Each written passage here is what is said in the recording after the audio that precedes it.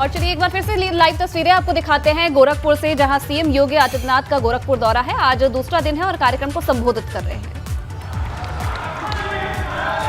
आप देखते होंगे कि पर्व और त्योहारों की विशिष्ट परंपरा है। हर एक त्योहार को भारत के सनातन धर्म ने किसी विशिष्ट घटना के साथ जोड़ करके उस घटना को आने वाली पीढ़ी के लिए कैसे प्रेरणादायी बनाया है। यह हमारे पर्व और त्योहार या सनातन धर्म की परंपरा में आयोजित होने वाले आयोजन उसके उन सब की पुष्टि करते हैं। आप देखते होंगे अलग अलग पर्व और त्योहार हैं। हम रामनवमी के आयोजन के साथ जुड़ते हैं, हम बासंती नवरात्रि के साथ जुड़ते हैं, सावन के महीने में पूरा एक पक्ष हम पवित्र नदियों से जलाभिषेक करके पावन ज्योतिर्लिंगों का जलाभिषेक करने के कार्यक्रम के साथ भी जुड़ते हैं। शारदीय नवरात्रि के साथ या शिवरात्रि के साथ, कृष्ण जन्माष्टमी के आयोजन, विजयादशमी, दीपावली, होली, मकर संक्रांति, यानी पर्व और त्योहारों की एक लंबी परंपरा है। नागपंचमी का भी आयोजन होता है। ये जितने भी आयोजन हैं इस सृष्टि से जुड़े हुए किसी युगांतरकारी घटना से जुड़ी हुए वे महत्वपूर्ण पक्ष हैं जिसने मानव कल्याण के मार्ग में एक बड़ी भूमिका का निर्वहन किया। या जीव सृष्टि की रक्षा में, उनके संरक्षण में जिन घटनाओं ने अपना योगदान दिया वे किसी न किसी पर्व और त्योहार के रूप में हम सब के लिए स्मरणीय हो गए। ऐसे ही भारत की परंपरा में गुरु पूर्णिमा का भी अपना महत्व है। मुख्य रूप से हमने आदि गुरु के रूप में वेद व्यास को सम्मान दिया। उनकी पावन जयंती की जो तिथि है वह व्यास पूर्णिमा है और व्यास पूर्णिमा ही गुरु पूर्णिमा भी है। गुरु पूर्णिमा के प्रति हर सनातन हिंदू धर्मावलंबी अपने जीवन में कुछ न कुछ प्रेरणा किसी न किसी से प्राप्त करता है। अपने माता पिता से प्राप्त करता है, अपने बड़े भाई बहन से प्रेरणा प्राप्त करता है, अपने बड़े बुजुर्गों से प्राप्त करता है, अपने स्कूली शिक्षक से प्राप्त करता है, या फिर अपने दीक्षा के गुरु से प्राप्त करता है। यानी उसके जीवन में माता पिता, भाई बहन, बड़े बुजुर्गों के साथ ही शिक्षा गुरु का भी और दीक्षा गुरु का भी उसके जीवन को बनाने में, उसको सजाने संवारने में अपना योगदान होता है। वो एक राह दिखा सकता है और वह राह उस व्यक्ति को तय करना होता है कि उस राह पर कैसे और कितनी दूरी की यात्रा वह आगे बढ़ा सकता है। ऐसे ही व्यास पूर्णिमा की तिथि ही हमारी गुरु पूर्णिमा है। हम सब जानते हैं भारत का जो भी वैदिक ज्ञान है उसको लिपिबद्ध करने, हम सब के लिए सर्वसुलभ बनाने के लिए जिस एक युगांतरकारी ऋषि की सर्वाधिक भूमिका रही है वह है महर्षि वेदव्यास। कृष्ण द्वैपायन व्यास के रूप में जो जाने जाते हैं। महाभारत जैसा ग्रंथ उन्होंने लिखा, वेदों की परंपरा को लिपिबद्ध करके प्रत्येक व्यक्ति के लिए सर्वसुलभ बना दिया। श्रवण की परंपरा से उसे हम सब के लिए भी सर्वसुलभ बना दिया। ये और खासतौर पर सनातन हिंदू धर्मावलंबियों पर भगवान वेदव्यास का है। इसलिए आप देखते होंगे व्यास की गद्दी भारत की परंपरा में सर्वोच्च गद्दी मानी गई है। कथा वाचन का कार्यक्रम हो, आचार्य सभी लोग बैठते हैं, लेकिन व्यास को हमेशा महत्व दिया जाता है क्योंकि गुरु के साथ, आदि गुरु के साथ जुड़ा हुआ है और उसके प्रति एक सनातन निष्ठा हमें निरंतर आगे बढ़ने की प्रेरणा प्रदान करता है। श्रीमद् भगवद गीता भी यही हमें प्रेरणा देती है कि श्रद्धावान लभते ज्ञान, यानी अगर हमारे मन में श्रद्धा नहीं है तो स्वाभाविक रूप से हम स्वतः स्फूर्त भाव के साथ उस कार्यक्रम के साथ नहीं जुड़ पाएंगे। ये श्रद्धा का भाव कहां से आता है? ये हमारी सोच से पैदा होता है। जैसी दृष्टि वैसी सृष्टि। अगर हमारी दृष्टि अच्छी नहीं होगी तो हमें सृष्टि भी अच्छी नहीं दिखाई देगी। इसलिए हमें सोच को ठीक करना होगा। सोच को ठीक करने का मतलब एक सकारात्मक सोच को आगे बढ़ाना होगा। हमारी सकारात्मक सोच होगी तो हमें सब जगह सकारात्मकता ही दिखाई देगी। हमारी नकारात्मक सोच होगी तो हमें हर अच्छे कार्य में भी समस्या दिखाई देगी। लेकिन सकारात्मक सोच होगी तो बड़ी से बड़ी चुनौती में भी आपको समाधान दिखाई देगा और जहां समाधान है वहीं पर आगे बढ़ने के लिए भी रास्ता है। जहां हमें हर कार्य में समस्या दिखाई देती है, कुछ लोगों की प्रवृत्ति होती है, आप देखते होंगे, जो कभी अच्छा सोच नहीं सकते। जब अच्छा सोच नहीं सकते तो अच्छा कर भी नहीं सकते। वे हर एक कार्य में कुछ न कुछ समस्या गिना देंगे और उसके लिए उन्हें 10 बहाने मिल जाते हैं। यानी अगर समाधान की तरफ आपको बढ़ना है तो उसके लिए बहाना कोई मायने नहीं रख सकता। उस समय बहाना नहीं बन सकता। अगर हमें समाधान की तरफ बढ़ना है तो हमें समाधान को ही आगे लेकर के चलना होगा, समस्या को नहीं। जब हम किसी कार्य को करने के पहले समस्या गिनने लग जाएंगे तो आप समाधान तक कभी नहीं पहुंच पाएंगे। और जो नकारात्मक सोच के लोग होते हैं वे हमेशा 10 बहाना ढूंढ करके समस्या गिनाने लग जाएंगे। लेकिन जिन्हें समाधान करना होता है वे बहाना नहीं ढूंढेंगे, वे समस्या नहीं गिनाएंगे, वे समाधान दे देंगे। इस कार्य को ऐसे इस लक्ष्य तक पहुंचने का रास्ता, और जो मैंने 5 श्रेणी आपके सामने गिनी है, यही 5 श्रेणियां ऐसी होती हैं जो व्यक्ति को सही रास्ता दिखा सकते हैं। उसके स्वयं के माँ बाप, माता पिता, वे सबसे पहले गुरु हो गए। उनके स्वयं के भाई, बड़े भाई, बड़ी बहन, ये उनके दूसरे गुरु हो गए परिवार के अंदर ही।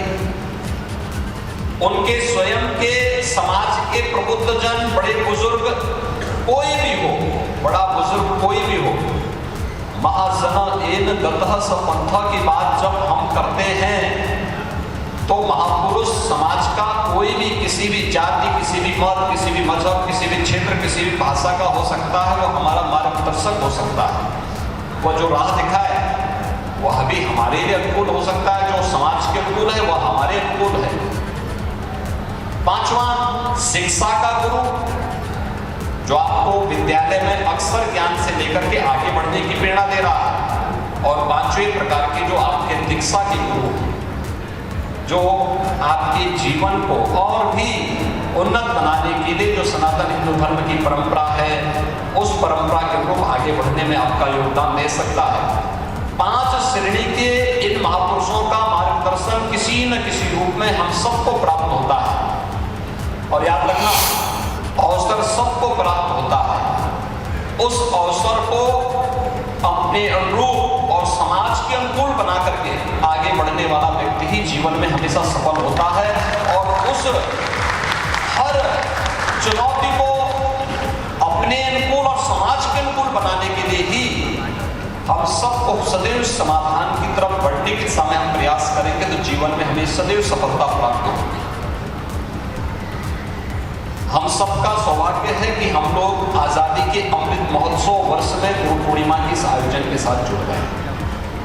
अभी 15 अगस्त आएगी, यानी आज से कुल 1 महीना 3 दिन का समय। 15 अगस्त 2022 यह देश आजादी के 75 वर्ष पूरा कर रहा होगा। आजादी का ही यह अवसर है जो हमें इतने बड़े आयोजन के साथ बिना किसी औपचारिकता के शामिल होने का अवसर दे दे रहा है।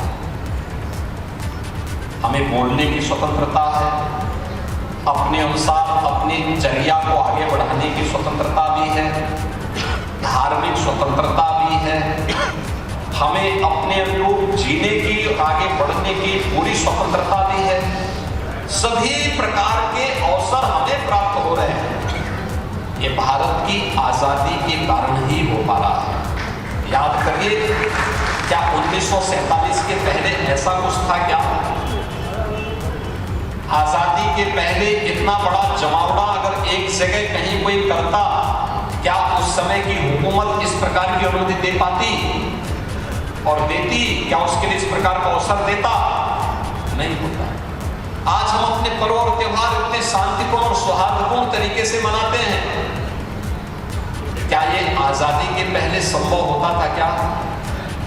आज हम लोग अपने अनुसार कहीं भी अपना भाषण दे सकते हैं, अपने अनुसार अपना स्कूल चयन कर सकते हैं, अपने अनुसार अपने जीवन को आगे बढ़ा सकते हैं। क्या ये 1947 के पहले संभव था क्या? नहीं। हमें उस समय निर्णय लेने की स्वतंत्रता नहीं थी, अब से अपने अनुसार जीवन जीने की स्वतंत्रता नहीं थी, हमारा अपने देश का संविधान नहीं था, हमें ब्रिटेन की मर्जी से काम करना होता था।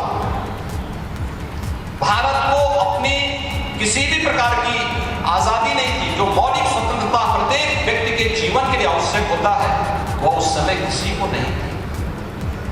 और इसीलिए यह देश जब 15 अगस्त 1947 को आजाद हुआ, आजाद भारत ने फिर कहा कि नहीं, अब हम किसी के संविधान से नहीं बल्कि अपने देश की भावनाओं के अनुरूप अपना संविधान बनाएंगे और उसके अनुरूप अपना देश का संचालन भी करेंगे। स्वतंत्र भारत ने अपना संविधान भी बनाया। 26 जनवरी 1950 को संविधान को अंगीकार भी किया। इससे पहले 26 जनवरी 1949 को, 26 नवंबर 1949 को संविधान को हमने स्वीकृति भी दी, संविधान सभा ने स्वीकृति भी दी। प्रधानमंत्री मोदी जी ने 26 नवंबर की तिथि को संविधान दिवस के रूप में भी पूरे देश के अंदर मनाना प्रारंभ किया, जिससे भारत की हर एक पीढ़ी को, वर्तमान और भावी पीढ़ी को अपने वर्तमान और अपने अतीत की जानकारी भी प्राप्त हो सके। संविधान दिवस पर देश के संविधान की प्रति शपथ लेकर के हम लोग न केवल अपने मौलिक कर्तव्यों के बारे में, बल्कि मौलिक अधिकार के साथ साथ उन कर्तव्यों के बारे में जो एक नागरिक के रूप में, भारत के एक नागरिक के रूप में हमारे होने चाहिए, उन सब की शपथ भी हर भारतवासी लेता है। और हम सब सौभाग्यशाली हैं कि हमारी ये पीढ़ी आजादी के 75 वर्ष की इस आयोजन की साक्षी बन रही है। जिन लोगों की उम्र 80 साल, 85 साल, 90 साल होगी, उन्हें 1947 के पहले की स्मृतियां याद होंगी। उस समय किस प्रकार की परिस्थितियां हुआ करती थी। कहीं पर भारत के नागरिकों का कोई बड़ा जमावड़ा हुआ, पता लगा ब्रिटिश के द्वारा वहां पर गोलियां चला दी जाती थी। चोरी चोरा की घटना ऐसे ही भी। अवैध वसूली के खिलाफ जब गोरखपुर के चोरी चोरा क्षेत्र के किसानों ने, मजदूरों ने आवाज बुलंद की तो उन पे गोलियां चला दी गई। जब उन लोगों ने अपनी बात को लेकर के थाने का घेराव किया, वहां उन्हें खून दिया गया। यही तो होता था, यही तो चोरी चोरा की घटना थी। और उसके बाद किसान और यहां के श्रमिकों का आक्रोश जब सामने आया तो चोरी चोरा की घटना के रूप में देश के अंदर भारत के इतिहास में अत्यधिक विख्यात। यही गोरखपुर में हुआ था 4 फरवरी 1922 को। यही गोरखपुर था जहां पर शहीद बंधु सिंह को फांसी दी गई थी। शहीद बंधु सिंह ने 1857 में भारत की स्वाधीनता के लिए, उस समय पूरे देश के अंदर आजादी के लिए जो आवाजें उठ रही थी, उसका नेतृत्व शहीद बंधु सिंह समेत तमाम अन्य ऐसे महापुरुषों ने 1857 में भी गोरखपुर और आसपास के क्षेत्र में उसकी क्रांति की लौ को जलाया था। कहीं शहीद मंगल पांडे के नेतृत्व में ये लड़ाई आगे बढ़ी थी। पश्चिम में अगर आप जाएंगे, मेरठ में धन सिंह गुर्जर के नेतृत्व में एक क्रांति की लौ आगे बढ़ी थी। कहीं झांसी की रानी लक्ष्मीबाई झांसी के अंदर इस लड़ाई को लेकर के देश की स्वाधीनता के लिए लड़ रही थी। अलग अलग क्षेत्र में कोई देश का कोना ऐसा नहीं बचा था जहां पर देश की आजादी के लिए लोगों ने अपने आप को बलिदान न किया हो, आगे बढ़ करके कार्य न किया हो। गोरखपुर में ही 1942 में डोहरिया में भी घटना घटित हुई थी। यानी हम लोग भारत छोड़ो आंदोलन में, गांधी जी के आंदोलन में भारत शामिल हो रहा है, और अगर गोरखपुर के छोटे से गांव के लोगों ने इस आंदोलन में सहभागी होने का अपने को जोड़ा और एक जुलूस निकल रहा है, तो उसी में पूरा डोहरिया गांव समाप्त कर दिया गया, जला दिया गया। दर्जनों लोग मार दिए गए, झूठे मुकदमे में फंसा दिए गए। यही विदेशी हुकूमत का शासन होता है। वे अत्याचार करते थे, अन्याय करते थे, हमारी आवाज को आगे बढ़ने नहीं देते थे। और इसी अन्याय अत्याचार के खिलाफ भारत का अपना शासन होगा। देश के क्रांतिकारियों ने, देश के स्वतंत्रता संग्राम सेनानियों ने देश की आजादी के लिए जो योगदान दिया, इसका परिणाम है 15 अगस्त 1947 में देश आजाद हुआ। और 75 वर्ष की यात्रा भारत ने कैसे तय की है, यह 75वें वर्ष में आजादी का अमृत महोत्सव आयोजन के साथ हम सबको जुड़ने का अवसर प्राप्त हो रहा है। और इस अवसर के लिए हम सबको एक संकल्प के साथ जुड़ना है। देखिए, आयोजन के साथ जुड़ जाना, शासन स्तर पर, स्थानीय स्तर पर, विभिन्न सामाजिक सांस्कृतिक संगठनों के स्तर पर कार्यक्रम बनेंगे। और मुझे लगता है हर भारतवासी का दायित्व बनता है इन कार्यक्रमों में हम सब सहभागी हैं। गोरखपुर वह स्थान है जहां पंडित राम प्रसाद बिस्मिल को फांसी की सजा हुई थी। उन्होंने लखनऊ के काकोरी नामक स्थान पर अंग्रेजों के खजाने को लूटा था। उसको वहां पर भारत का खजाना भारत से जाकर के ब्रिटेन जाएगा, ये कैसे हो पाएगा? नहीं हो सकता। भारत का पैसा भारत में ही लगना चाहिए, भारत के क्रांतिकारियों की मांग थी। और उस समय पंडित राम प्रसाद बिस्मिल, अस्फाउल्लाह खां, ठाकुर रोशन सिंह, चंद्रशेखर आजाद, राजेंद्र प्रसाद लाड़ी, इन सभी क्रांतिकारियों ने एक योजना बनाकर के ट्रेन रोकी और खजाना लेकर के, और उन्होंने कहा कि हम ब्रिटिशर के खिलाफ अपना आंदोलन आगे बढ़ाएं। काकोरी कांड के नाम पर ये सभी क्रांतिकारियों को फांसी की सजा हुई थी। चंद्रशेखर आजाद प्रयागराज में शहीद हुए थे, लेकिन शेष अन्य को, किसी को गोरखपुर में, किसी को गोंडा में, किसी को अयोध्या में, किसी को नैनी में, अलग अलग जगह फांसी हुई थी। आजादी के उन दीवानों के सपनों को साकार करने का भारत बनाना है। और इसीलिए प्रधानमंत्री जी ने कहा कि आजादी के अमृत महोत्सव आयोजन को उस प्रकार से यादगार बनाना और देश की आजादी के की शताब्दी वर्ष के लिए लक्ष्य तय करना। 25 वर्षों के लिए अभी से हम कार्य करना प्रारंभ करेंगे। आप जैसे अपने बच्चे को पढ़ाते होंगे, स्कूल भेजते होंगे, पहले से तय करते होंगे कि मैं बच्चे को जब पहली क्लास में भेजूंगा तो एक समय जाकर के स्नातक होगा, परास्नातक होगा, उस क्षेत्र में आगे बढ़ेगा, उत्तम शिक्षा अर्जित करेगा। जीवन के अलग अलग क्षेत्र में कोई चाहेगा वो सर्विस में जाए, अच्छी सेवा में जाए, कोई चाहेगा वो व्यवसाय के क्षेत्र में जाए, कोई चाहेगा कि अपना स्वयं का स्टार्टअप स्थापित करे, कोई चाहेगा कि यह व्यक्ति बाहर जाए, कोई चाहेगा कि अपने घर में रहे, अपने कारोबार को देखे। अलग अलग फील्ड में व्यक्ति की रुचि के अनुरूप आप कार्य योजना एक अभिभावक के रूप में अपने बच्चे का तैयार करते हैं। ऐसे ही देश की आजादी के अमृत महोत्सव वर्ष से शताब्दी वर्ष के लिए आगामी 25 वर्षों की कार्य योजना के लिए देश अब कार्य करना प्रारंभ करेगा। और उसमें भी मेरा देश वैभवशाली हो, मेरा देश दुनिया का समृद्धतम देश हो, मेरा देश दुनिया के सबसे ताकतवर देश हो। ये कौन ऐसा भारतवासी होगा जिसके मन में इस प्रकार की भावना नहीं? और मुझे लगता है हर भारतवासी जो जिस क्षेत्र में काम कर रहा है पूरी राष्ट्र निष्ठा के साथ कार्य करना अगर प्रारंभ कर दे तो अमृत महोत्सव वर्ष की सार्थकता भी होगी। और आगामी 25 वर्षों की एक कार्य योजना जो पूरे देश के लिए लागू होनी है, उस कार्य योजना के साथ हम सब भी जुड़ेंगे। और अमृत महोत्सव वर्ष की जो सबसे बड़ी ताकत होगी वह ताकत होगी हर घर में तिरंगा लहराना चाहिए। भारत के आन मान और शान के प्रतीक, भारत के प्रतीकों का भारत के अंदर सम्मान होना चाहिए। भारत का राष्ट्रगान, भारत का राष्ट्रगीत, भारत का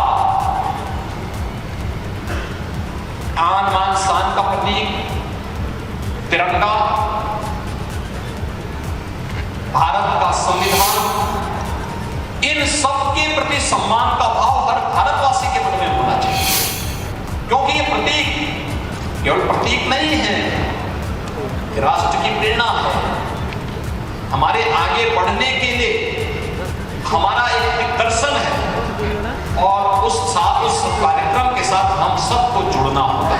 और उस कार्यक्रम के साथ जुड़ने के लिए ही आजादी का यह अमृत महोत्सव हम सबके लिए अत्यंत मायने रखता है। हर व्यक्ति अगर अपने अपने दायित्वों का निर्वहन अपने क्षेत्र में करना प्रारंभ कर दे, देश पिछले 8 वर्ष के अंदर जिस तेजी के साथ दुनिया की एक बड़ी अर्थव्यवस्था बनने पर अग्रसर हुआ है, कोई कारण नहीं कि यह आने वाली सदी भारत की सदी होगी। भारत दुनिया को नेतृत्व करेगा। भारत दुनिया के अंदर भारत की ताकत का एहसास आज दुनिया के अंदर हो रहा है।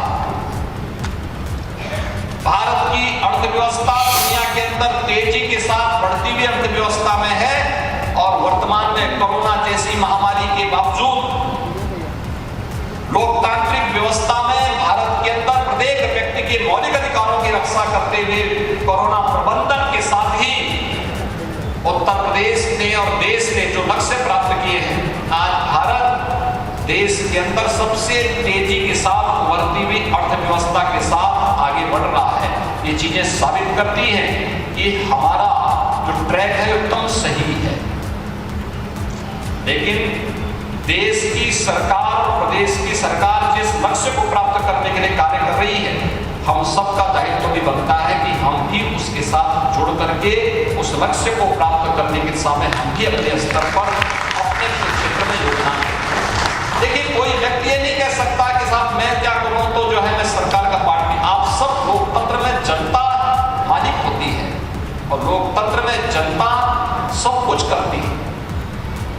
आपके द्वारा चुने गए जनप्रतिनिधि सांसद के रूप में, विधायक के रूप में, जिला पंचायत अध्यक्ष या सदस्य के रूप में, मेयर या पार्षद के रूप में, प्रमुख या क्षेत्र पंचायत समिति के सदस्य के रूप में, प्रधान या ग्राम पंचायत सदस्य के रूप में, ये आपके प्रतिनिधि हैं। वे आप ही का भावनाओं का प्रतिनिधित्व करते हैं, उन विकास के कार्यक्रमों को आगे बढ़ाते हैं। वे कार्य मेरिट के आधार पर आगे बढ़ सके, हमारा दायित्व बनता है हम भी उसमें सहभागी हैं।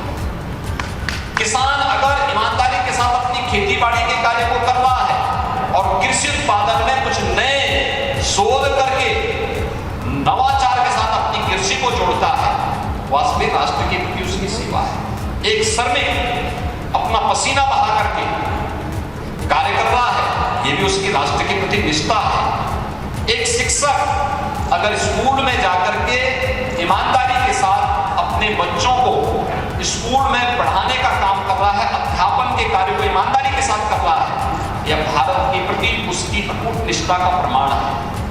एक छात्र अगर ईमानदारी के साथ अपनी क्लास में पढ़ता है और ईमानदारी के साथ स्कूल के अनुशासन को मानते हुए उन सभी गतिविधियों में सहभागी बनता है, ये उसके अपने राष्ट्र के प्रति अटूट निष्ठा का प्रमाण होता है। एक सरकारी कर्मचारी हो या किसी भी फील्ड से जुड़ा हुआ कोई व्यक्ति, कलाकार हो या फिर व्यापारी हो, अधिवक्ता हो, जो भी अपने अपने फील्ड में पूरी ईमानदारी के साथ कार्य कर रहा है, यह राष्ट्र के प्रति उसकी अटूट निष्ठा का प्रमाण भी है। और उस अभियान के साथ हर भारतवासी को जुड़ने की आवश्यकता है। जो भी उस फील्ड के साथ जुड़ रहा है, वह संविधान का सम्मान कर रहा है, भारत के प्रतीकों का सम्मान कर रहा है, भारत के स्वाधीनता संग्राम सेनानियों का सम्मान कर रहा है। और हमारा प्रयास होना चाहिए अमृत महोत्सव के कार्यक्रम को हम लोग पूरी भव्यता के साथ करें। क्या ये संभव हो सकता है कि हमारी संस्थाओं में 15 अगस्त के आयोजन के साथ 11 अगस्त से लेकर 18 अगस्त के बीच जो विभिन्न प्रकार के आयोजन होने हैं, अलग अलग दिन अलग अलग प्रकार के कार्यक्रम हो, बेसिक शिक्षा परिषद, माध्यमिक शिक्षा, उच्च शिक्षा, तकनीकी शिक्षा, व्यावसायिक शिक्षा, इन सब से जुड़े हुए बच्चे अलग अलग दिन प्रभात फेरी के कार्यक्रम के साथ जुड़े, स्वच्छता अभियान के साथ जुड़े। स्वच्छता की कीमत को तो पूर्वी उत्तर प्रदेश से ज्यादा कौन समझ सकता है। याद करिए, यही जुलाई का महीना होता था जब हर माँ बाप सशंकित रहता था। आज से 4 साल पहले कब दिमागी बुखार आ जाए, कब ये नौ की बीमारी आ जाए, कब बच्चे को निगल दे, कोई भरोसा नहीं होता। आज दिमागी बुखार को स्वच्छ भारत अभियान ने और स्वच्छ पेयजल की उपलब्धता के जिस लक्ष्य को प्राप्त करने के सामने कार्यक्रम बढ़ाए हैं, 95% मौतों को नियंत्रित किया जा चुका है। जनता का शासन प्रशासन के सहयोग के साथ सहयोग बना, बीमारी नियंत्रित हो गई। लेकिन जब लोग गंदगी में रहते थे, लोग स्वास्थ्य के बारे में बहुत जागरूक नहीं थे, स्वच्छता के प्रति जागरूक नहीं थे, तो इसी गोरखपुर के बीआरडी मेडिकल कॉलेज में 1200 से 1500 बच्चों की मौत हुई थी। गांव में जो व्यक्ति बीमार है, जो बच्चा बीमार है, वहां मौत हो रही है, वो अलग सी है। एक लंबी श्रृंखला खड़ी होती थी, बदनामी अलग से होती थी। हम केवल दोषारोपण करते थे, सरकार ने दोषारोपण नहीं किया, सरकार ने अपने स्तर पर व्यवस्था की और परिणाम क्या रहा? 95% मौत को नियंत्रित करने में सफलता प्राप्त हुई है। इसमें केवल सरकार ने ही योगदान नहीं किया, जनता का भी सहयोग लिया गया, तमाम अन्य संगठनों ने भी सहयोग किया, सामाजिक संगठन भी आए, व्यापारिक संगठन भी आए, अलग अलग स्तर के लोगों ने सहभागिता सुनिश्चित की। आंगनबाड़ी, आशा वर्कर, ये सभी लोग जुटे, स्वास्थ्य विभाग में जुड़ा, ग्राम्य विकास, पंचायती राज, नगर विकास, महिला और बाल विकास विभाग के सभी लोग जुड़े। परिणाम सबके सामने आ गए। जब भी टीम वर्क होगी, सबकी भावनाएं एक जैसी कार्य करते हुए दिखाई देगी, परिणाम हमारे अनुकूल आएगा। जब भी अलग अलग हमारी सोच होगी, अलग अलग दिशा में हर व्यक्ति जाएगा, परिणाम हमेशा प्रतिकूल हो जाएगा। और इसलिए एक दिशा में सोचना, एक साथ चलना, एक साथ मिलकर के कार्य करना और लक्ष्य की प्राप्ति करने के लिए अहर्निश प्रयास करना, ये जीवन का लक्ष्य होना चाहिए। और हम लोगों ने इसको दिया। स्वच्छ भारत मिशन की कीमत को हम लोग समझ सकते हैं। जो आज से 4 साल पहले गोरखपुर में ही गोरखपुर, देवरिया, कुशीनगर, महाराजगंज, बस्ती, संत कबीर नगर, सिद्धार्थ नगर के हजारों बच्चों की मौत को अपनी आंखों के सामने देखते थे।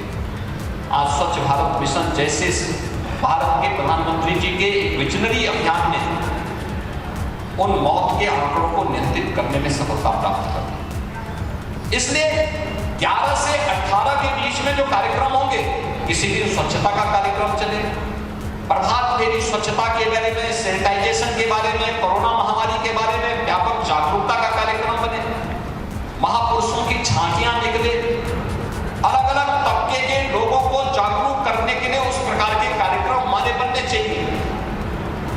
किसी दिन विद्यालय में सांस्कृतिक कार्यक्रम हो, किसी दिन अलग अलग तबके के कलाकार अलग अलग चौराहों पर महापुरुष आजादी के विभिन्न घटनाओं की स्मृति में देश की आजादी के अमृत महोत्सव कार्यक्रम के साथ जुड़ करके सांस्कृतिक और राष्ट्रभक्ति के कार्यक्रमों के साथ अपने आप को जोड़े। अलग अलग तबके के लोगों के द्वारा अलग अलग कार्यक्रम, और यह सुनिश्चित होगा हर घर पे तिरंगा लहराएगा, हर भारतवासी अपने घर पे तिरंगा लहराएगा और भारत के आन-बान और शान के प्रति, तिरंगा के प्रति सम्मान का भाव व्यक्त करेगा। तो स्वाभाविक रूप से आगामी लक्ष्यों को प्राप्त करने के संकल्पों के साथ हम सब जुड़ पाएंगे, और ये हम सब भारतवासियों को करना चाहिए, उत्तर प्रदेश वासियों को करना चाहिए, गोरखपुर वासियों को इन सब कार्यक्रमों के साथ जोड़ना चाहिए। हम सबका दायित्व बनता है, क्योंकि हम भारत के वासी हैं और भारत की आज़ादी के 75 वर्ष हम सब मना रहे हैं। आज़ादी का अमृत महोत्सव कार्यक्रम के साथ जुड़ना हम सब के लिए अद्भुत घटना होगी। आगामी 25 वर्षों की कार्य योजना बनाना हम सब के लिए एक महत्वपूर्ण घटना होगी।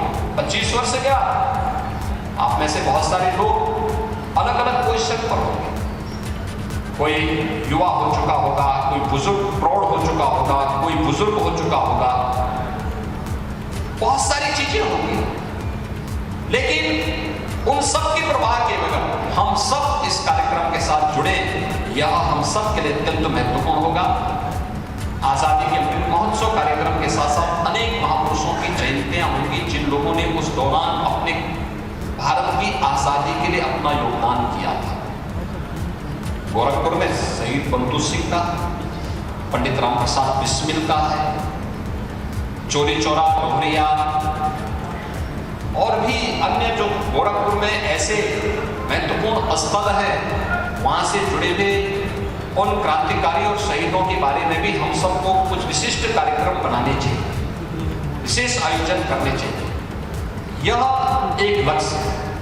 दूसरा, आजादी की लड़ाई में सफलता प्राप्त हुई तब जब भारत ने स्वदेशी अपनाया था। स्वदेशी का मतलब जो भारत के लोगों के द्वारा ही, भारत के हस्तशिल्पियों के द्वारा, भारत के कलाकारों के द्वारा, कारीगरों के द्वारा जो उत्पाद बनाया जाए, उसको भारत ने जब स्वीकार करना किया, विदेशी वस्तुओं की बोलियां चली, स्वदेशी वस्तुओं को लोगों ने अपनाना शुरू किया। देखते ही देखते पूरे देश के अंदर आंदोलन एक नए बोझ और तेज के साथ आगे बढ़ा। आज प्रधानमंत्री जी ने एक नया लक्ष्य दिया है, आत्मनिर्भर भारत का। आत्मनिर्भर भारत तभी आगे बढ़ेगा जब हम सब अपने स्वदेशी वस्तुओं को प्रमोट करेंगे। कभी गोरखपुर के पिपरोली में बर्तन बनते थे, आज गायब हो गया। कहाँ गायब हो गया, क्यों गायब हो गया, आज क्यों नहीं बन पा रहा है?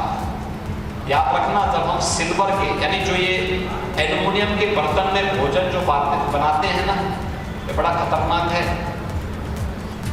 विश्व की तमाम प्रतिष्ठित संस्थाओं ने इसके बारे में एक चेतावनी दी है। सबसे अच्छा भोजन किसमें बनेगा, पीतल या उससे जुड़ी थी जो बर्तन होंगे उसमें बने हुए भोजन आपके लिए, स्वास्थ्य के लिए अनुकूल हो सकता है। लेकिन ये जो एल्युमिनियम से बने हुए बर्तन में जब हम भोजन बनाते हैं, वह स्वास्थ्य के लिए बहुत अनुकूल नहीं होगा। लेकिन यहाँ पर गोरखपुर में, पिपरौली में कभी ये बर्तन बनते थे, आज वो बंद हो गए। हर जनपद के लिए राज्य सरकार ने एक योजना चलाई, एक जनपद एक उत्पाद की योजना। हमने गोरखपुर में भी पहले चरण में टेराकोटा दिया है। गोरखपुर के औरंगाबाद के हमारे कलाकार टेराकोटा के बर्तन और टेराकोटा की कलाकृतियां बनाते हैं।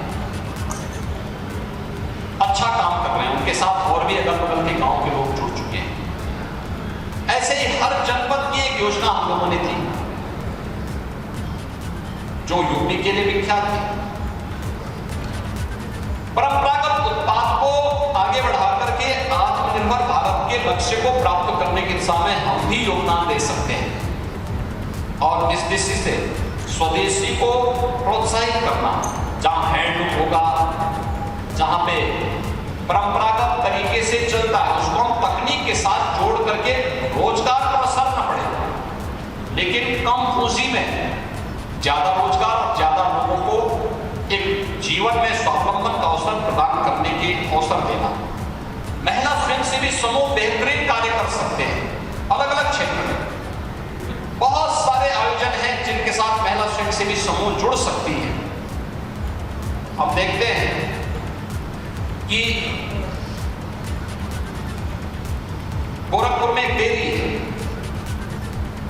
लेकिन डेयरी घाटे में इसलिए चल रही है क्योंकि डेयरी में दूध नहीं आता, मिल्क कलेक्शन की सुविधा नहीं करते लोग। इसके लिए अगर गोरखपुर के सभी 3300 ग्राम पंचायतों में हम वहां के लोकल किसानों के साथ जुड़ करके दुग्ध समितियां गठित कर लें और महिला स्वयंसेवी समूह इसके साथ जुड़े, हर 35 गांवों की महिलाएं जुड़ जाएं जो उन गांवों से दूध, हर एक जिसके पास भैंस है, जिसके पास गाय है, याद रखना डेयरी में दूध देने के लिए फैट कंटेंट को देखा जाता है, वो तोला जाता है, उसके अनुसार ही पैसा दिया जाता है। पानी कोई कितना भी मिला ले, उस पैसा में उससे नहीं मिलने वाला।